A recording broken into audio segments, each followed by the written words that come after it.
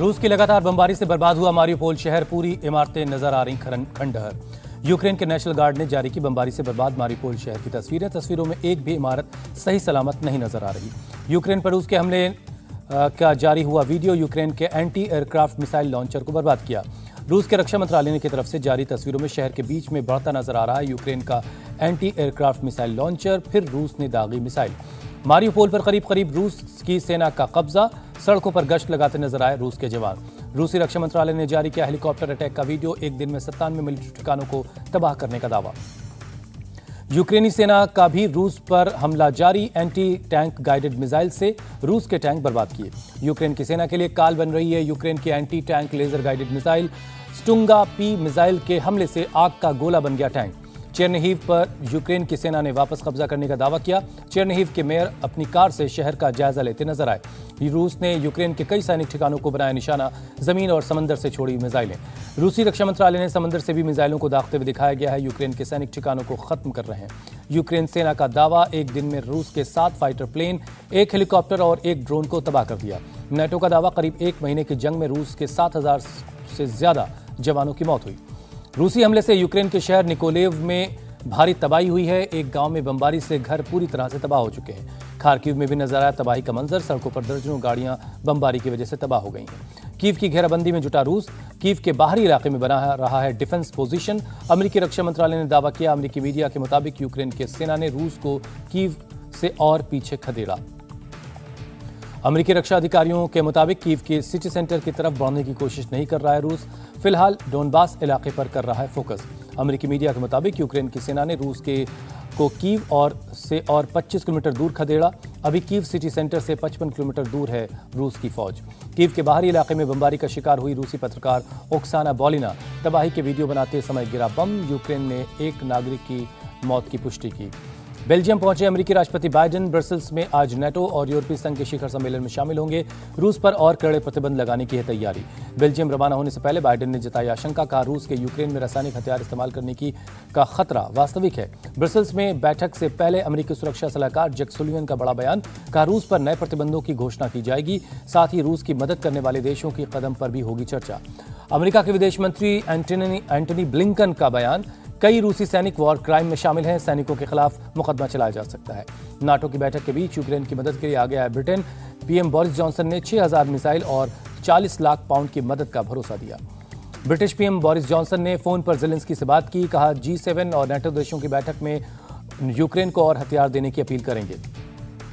NATO सम्मेलन से पहले बोले यूक्रेन के राष्ट्रपति ज़ेलेंस्की, बोले शिखर बैठक के बाद नाटो, यूरोपीय संघ और G7 से गंभीर कदम की उम्मीद है। ज़ेलेंस्की ने कहा, ब्रसेल्स सम्मेलन के बाद कई देशों के चेहरे से उठेगा नकाब, कौन दोस्त है, कौन भागीदार और किसने हमें पैसे के लिए धोखा दिया। नेटो के महासचिव का बयान, रूस के नेटो देश पर हमले के खतरे को देखते हुए पूर्वी यूरोप में एक युद्ध समूह बनाया जाएगा। संयुक्त राष्ट्र सुरक्षा परिषद में रूस को बड़ा झटका लगा। यूक्रेन में बढ़ती मानवीय मदद की जरूरत पर रूस का प्रस्ताव खारिज किया। रूस के प्रस्ताव में हमले का नहीं था जिक्र। 15 सदस्यों वाले संयुक्त राष्ट्र सुरक्षा परिषद में सिर्फ चीन ने रूस का समर्थन किया। संयुक्त राष्ट्र सुरक्षा परिषद में रूस के प्रस्ताव पर भारत ने बनाई दूरी। भारत समेत 13 देशों ने वोटिंग में नहीं लिया हिस्सा। प्रस्ताव मंजूर होने के लिए 9 देशों का समर्थन जरूरी था। न्यूयॉर्क में संयुक्त राष्ट्र महासचिव एंटोनियो गुटेरेस से मिले विदेश सचिव हर्षवर्धन श्रृंगला। यूक्रेन संकट के अलावा अफगानिस्तान और म्यांमार को लेकर बातचीत हुई। संयुक्त राष्ट्र महासभा में भी यूक्रेन संकट पर बहस शुरू। रूस और यूक्रेन में मानवीय संकट पर पेश किए गए बिल, यूक्रेन के बिल को करीब 100 देशों का समर्थन मिला। रूस के राजदूत ने संयुक्त राष्ट्र महासभा में किया दावा, यूक्रेन के लड़ाके के रूसी सैनिकों का सामना करते हुए आम लोगों के बीच छिप गए। यूरोपीय संसद ने यूक्रेन के खाद्य सुरक्षा के लिए बैठक की। यूक्रेन में खाद्य उत्पादकों की मदद के लिए 500 मिलियन यूरो दिया जाएगा। संयुक्त राष्ट्र का दावा, रूस के हमले के बाद 35 लाख से ज्यादा लोगों ने अपना घर बार छोड़ा। रूस के सोने के भंडार को जब्त कर सकता है अमेरिका। अमेरिका की वित्त मंत्री जेनेट येलन अमेरिकी सांसदों से करेंगी मुलाकात।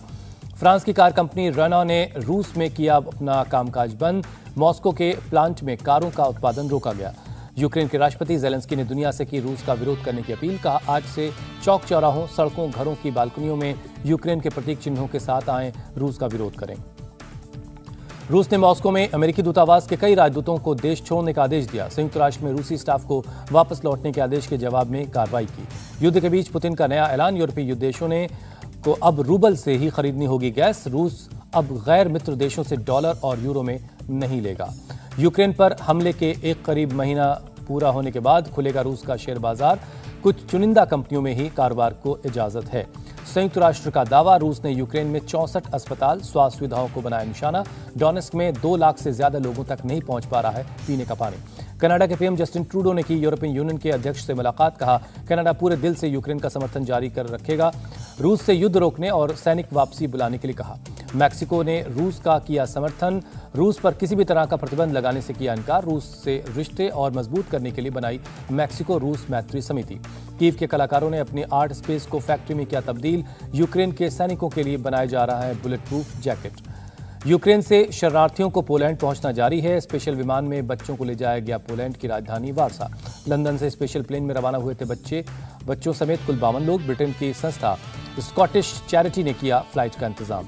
यूक्रेन से ब्राजील पहुंचे 27 बच्चों समेत 29 शरणार्थी। ब्राजील के नियमों के मुताबिक 15 दिन के लिए किया गया क्वारंटीन। यूक्रेन की यूथ फुटबॉल टीम पहुंची हंगरी बॉर्डर। सभी 35 खिलाड़ी डोनेस्क इलाके के रहने वाले। इंडिया टीवी हर वक्त हर जगह डाउनलोड करने के लिए सर्च करें India TV news Google play store या ऐप स्टोर पर।